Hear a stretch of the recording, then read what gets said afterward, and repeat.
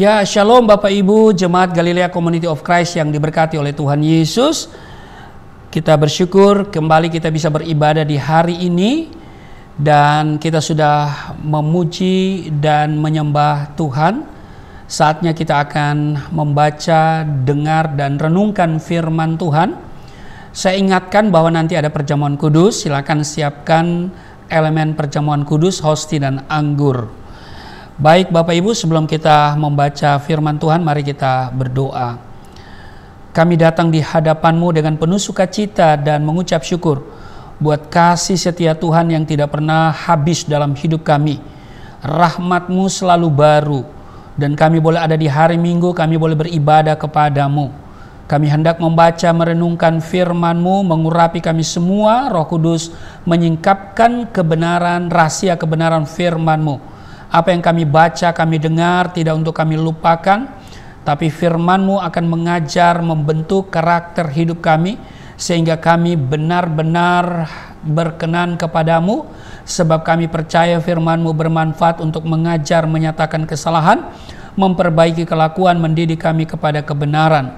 Sebab itu, kiranya Roh Kudus bekerja di antara kami semua dan mengurapi kami, mengurapi juga hamba-Mu yang tidak ada apa-apanya. Segala kuasa yang mengganggu jalannya pemberitaan firman, yang merampas perhatian kami patahkan di dalam nama Tuhan Yesus. Berbicaralah kepada kami siap mendengarkannya. Di dalam nama Tuhan Yesus, setiap kita yang siap dibentuk, diberkati, berkata amin. Kita akan membaca di Markus pasal 12 pada ayat 41 sampai 44. Pada suatu kali Yesus duduk menghadapi peti persembahan dan memperhatikan bagaimana orang banyak memasukkan uang ke dalam peti itu. Banyak orang kaya memberi jumlah yang besar. Lalu datanglah seorang janda yang miskin dan ia memasukkan 2 peser, yaitu 1 duit. Ayat 43, maka dipanggilnya murid-muridnya dan berkata kepada mereka, "Aku berkata kepadamu, sesungguhnya janda miskin ini memberi lebih banyak daripada semua orang yang memasukkan uang ke dalam peti persembahan."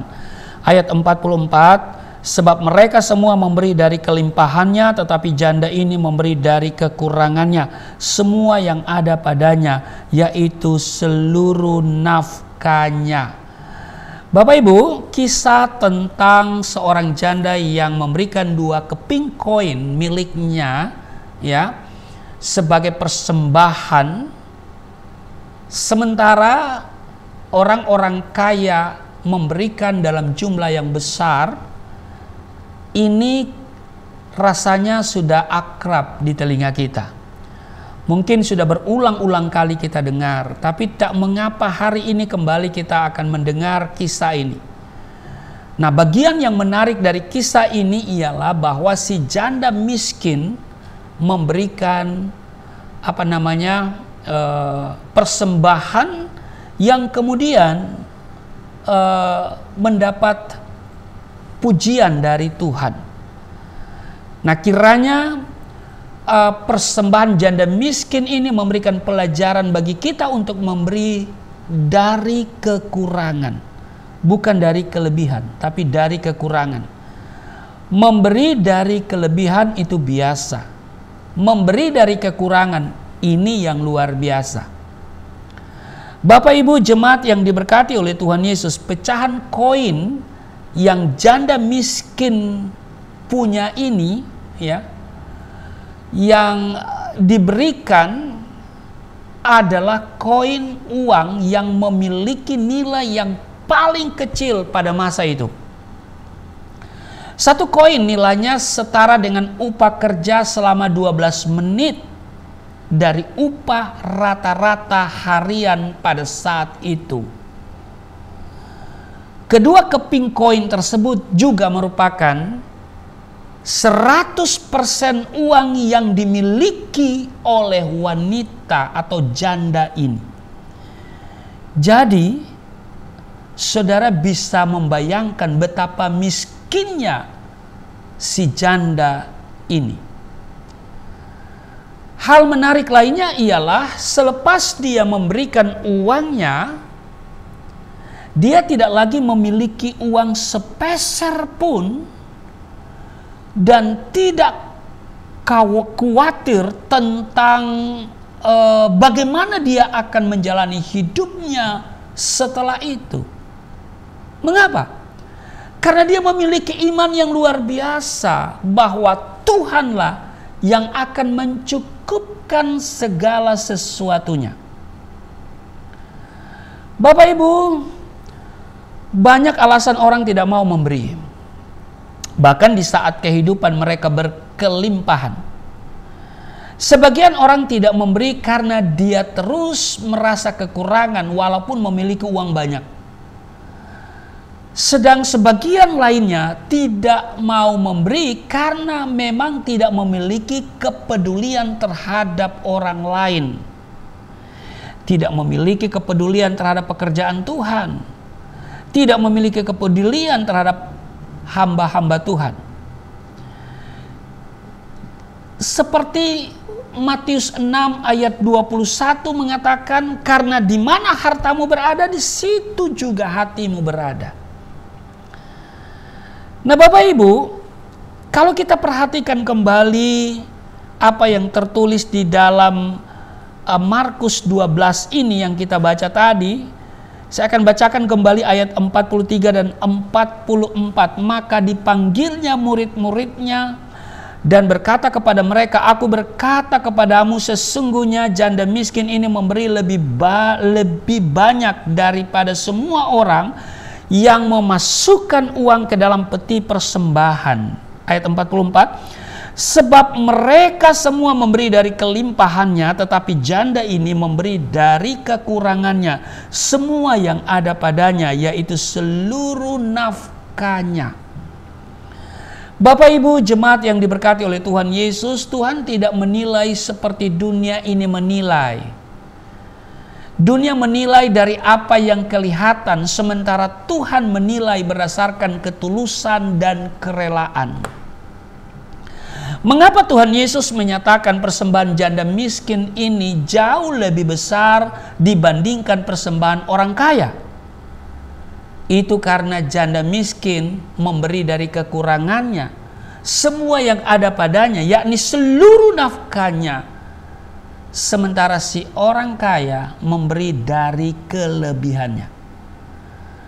Memang secara nilai orang kaya memberi lebih besar daripada janda miskin. Tetapi apa yang diberinya itu mungkin hanya 1/4 dari hartanya.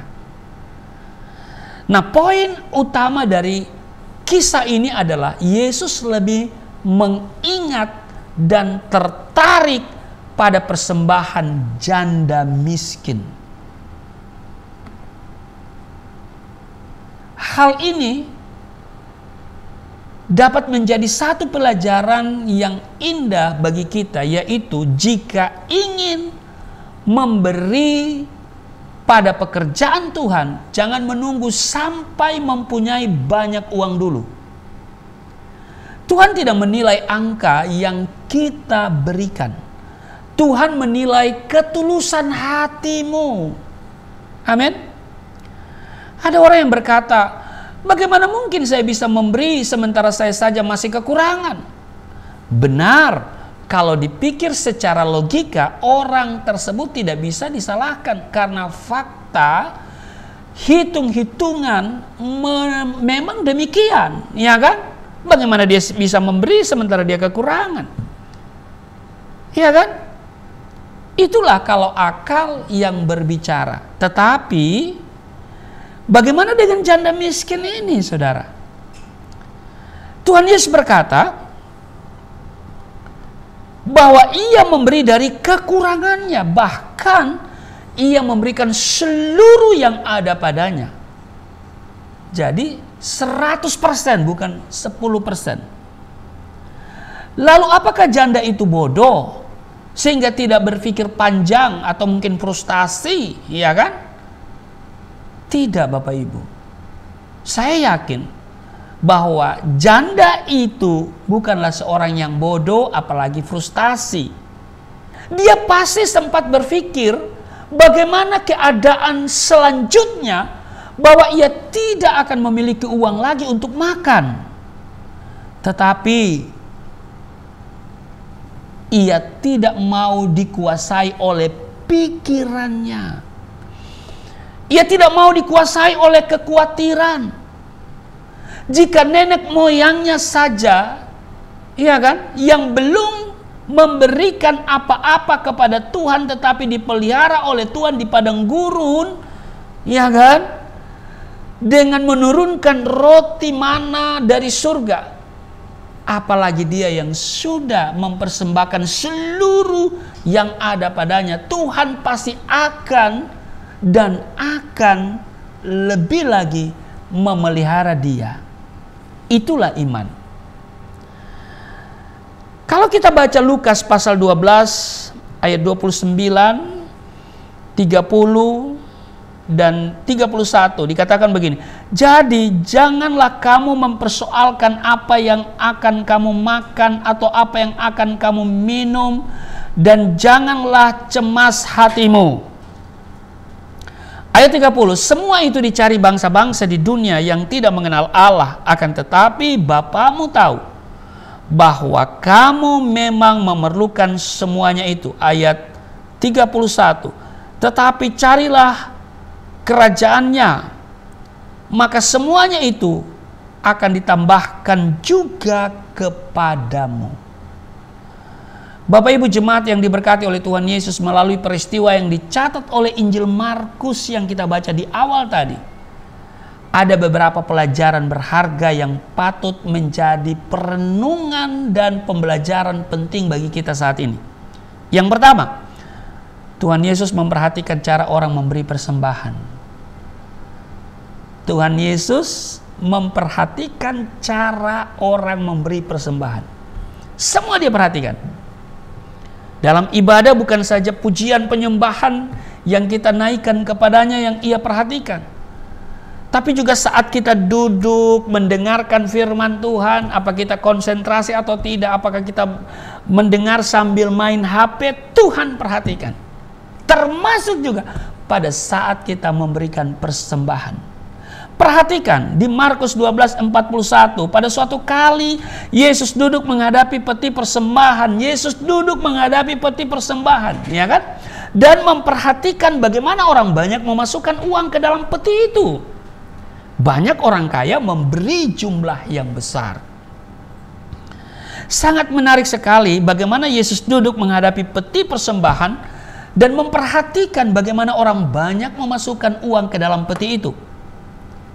Yang kita sadari selama ini mungkin ya, sekedar memperhatikan orang-orang miskin, sakit, lumpuh, buta dan lainnya yang membutuhkan mujizat dan pertolongannya. Mungkin itu yang kita pikirkan selama ini, bahwa Tuhan perhatikan itu. Tuhan memperhatikan orang-orang yang yang miskin, yang sakit, yang lumpuh, yang buta, yang membutuhkan mujizat dan yang membutuhkan pertolongan. Tapi hari ini kita belajar yang luar biasa. Tuhan Yesus duduk menghadapi peti persembahan dan memperhatikan cara orang memberi persembahan. Memperhatikan cara orang memberi persembahan. Memang menarik nih. Saya tidak pernah perhatikan bagaimana cara orang memberikan persembahan, ya kan? Tapi kadang-kadang saya melihat pengerja saya waktu hitung persembahan, mereka repot juga ya. Kenapa? Karena ada uang dikucek-kucek dulu ya, baru dimasukkan. Harusnya kita waktu memberikan persembahan, pertama kita tahu persembahan yang terbaik, bukan soal jumlah loh, bukan soal angka, tapi kita memberikan persembahan yang terbaik. Artinya uang yang rapi kita masukkan ke amplop, iya kan? Kita masukkan, bukan soal jumlah.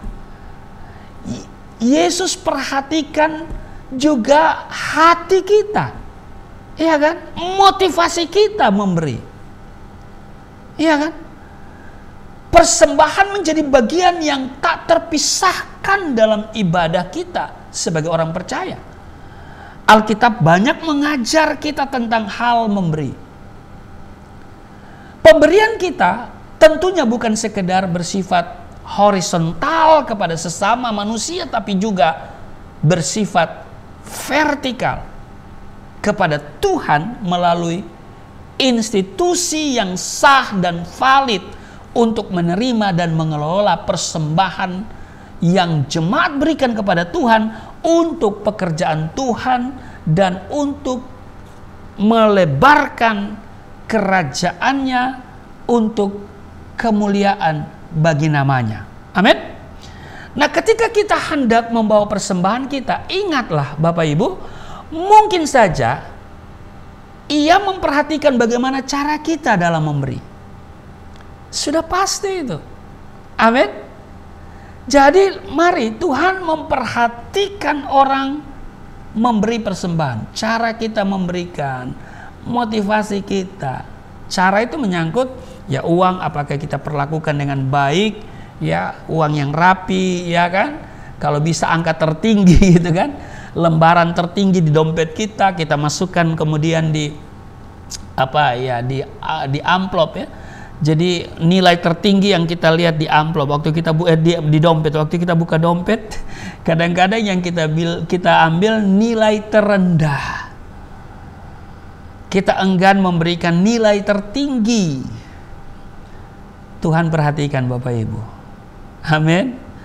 Haleluya. Jadi kini kita tahu bahwa persembahan kita diperhatikan oleh Tuhan. Cara, sikap, motivasi kita memberi, Tuhan perhatikan. Yang kedua, bukan sekedar jumlah secara nominal, melainkan kualitas, ya kan? Dalam hal memberi. Jika kita perhatikan secara jumlah nominal, apa yang dipersembahkan oleh janda miskin ini tidak seberapa dibandingkan dengan banyak orang kaya yang memberi jumlah yang besar. Namun, apa yang Yesus katakan kepada murid-muridnya? Ya kan? Janda ini memberikan lebih banyak daripada orang-orang yang memberi itu. Ya kan? Kenapa? Karena dia memberi dari kekurangannya. Dalam penilaian Yesus, janda miskin memberi lebih banyak daripada orang-orang kaya yang memberi dalam jumlah besar. Mengapa? Sebab janda miskin memberikan semua yang ada padanya, yakni seluruh nafkahnya. Kata nafkah dalam ayat ini bukan sekedar penghasilan, melainkan dari kata bahasa Yunani yang artinya hidupnya. Jadi nafkahnya itu kalau kita mengerti dalam bahasa Yunaninya itu artinya hidupnya. Jadi waktu dia memberi 2 peser miliknya, sesungguhnya dia sedang memberi hidupnya. Itu yang kedua. Yang ketiga, memberi dari kekurangan versus memberi dari kelimpahan merupakan pembelajaran yang penting bagi kita saat ini. Memberi itu bukan menunggu kaya, diberkati atau banyak uang. Bukan itu.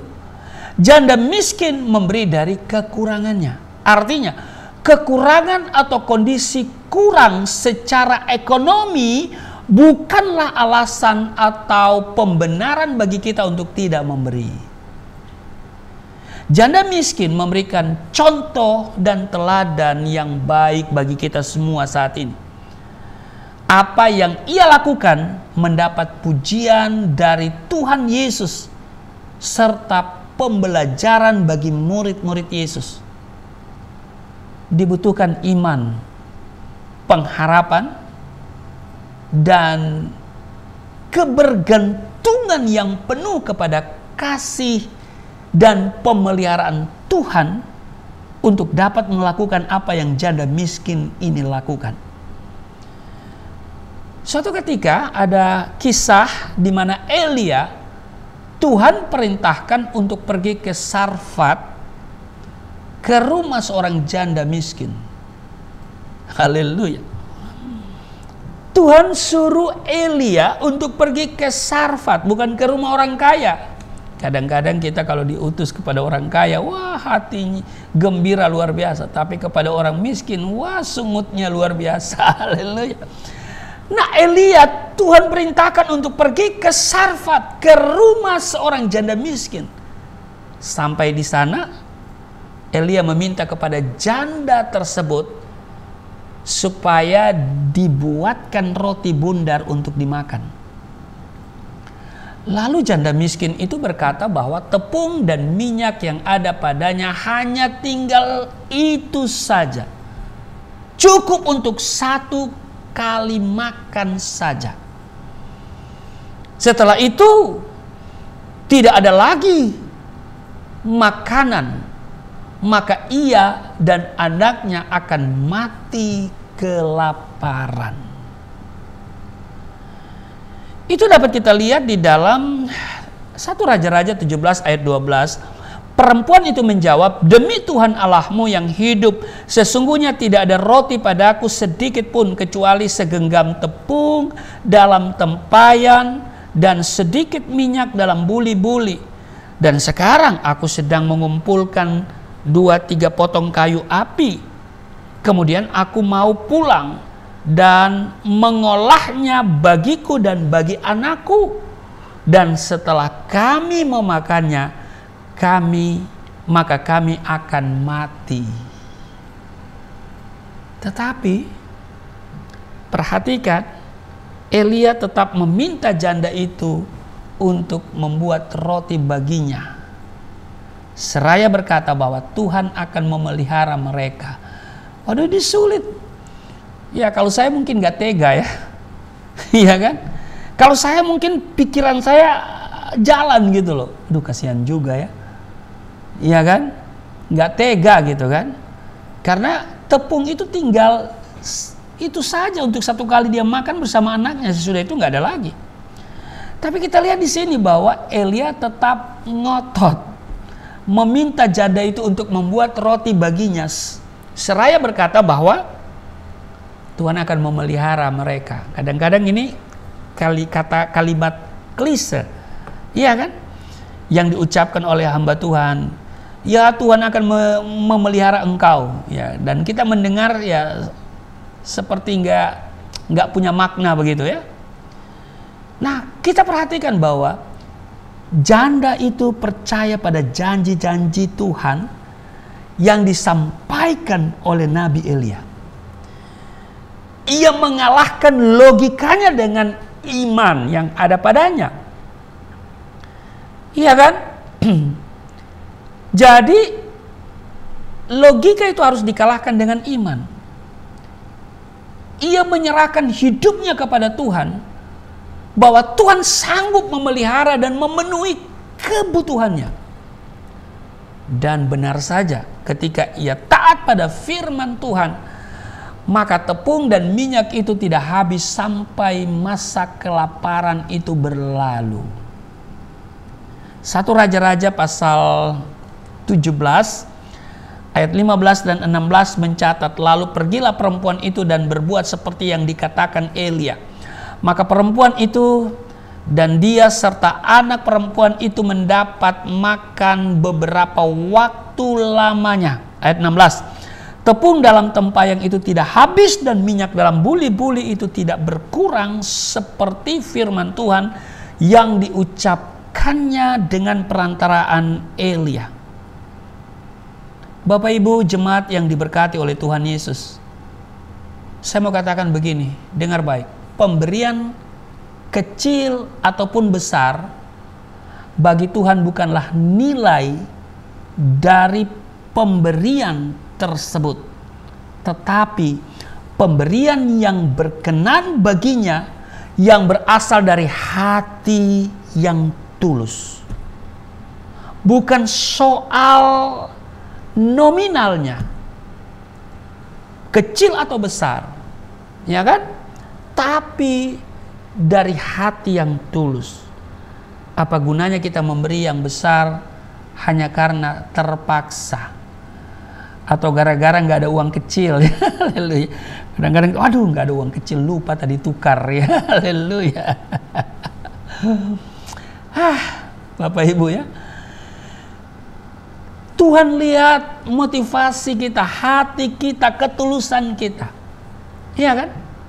Baik sedang dalam kekurangan ataupun dalam kelimpahan, mari kita mau belajar untuk memberi. Amin. Saudara, pemberian yang tampak kecil bernilai besar ketika yang diberikan itu adalah semua yang ada padamu dengan tulus hati. Tulus hati. Pertanyaannya adalah, siapkah saudara untuk memberi dalam kondisi apapun? Bapak Ibu, mari bergabung bersama kami sebagai mitra Yayasan Pelayanan Galilea Indonesia. Pemberian saudara akan mendukung seluruh operasional pelayanan misi untuk pelaksanaan amanat agung yang dikerjakan oleh Yayasan Pelayanan Galilea Indonesia. Tentu untuk memperluas kerajaan Allah di bumi. Amin.